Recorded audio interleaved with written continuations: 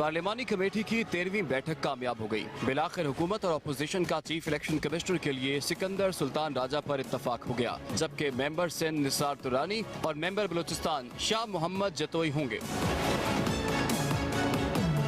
शेर मिजारी की ज़ेर सदारत इजलास में चीफ इलेक्शन कमिश्नर और 2 मेंबरान के नामों पर इत्तफाक राय हुआ। शेर मिजारी ने इत्तफाक को खुशाइन करार दिया। पार्लियामान के फैसले पार्लियामान में होने चाहिए, तो मैं समझती हूँ ये बहुत अच्छी ट्रेडिशन है और इंशाल्लाह इसी ट्रेडिशन को हम आगे लेके चलेंगे ताकि पार्लियामान मजबूत हो।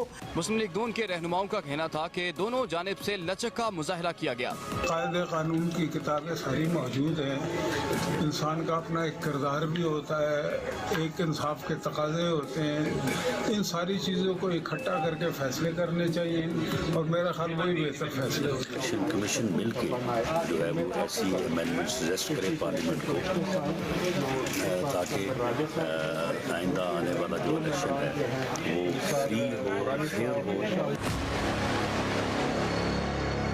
इस मौके पर साबिक वज़ीर-ए-आज़म राजा परवेज अशरफ का कहना था, उम्मीद है तीनों ओहदेदार अपनी जिम्मेदारियों से इंसाफ करेंगे। इलेक्शन कमीशन के फैसले बोलने चाहिए।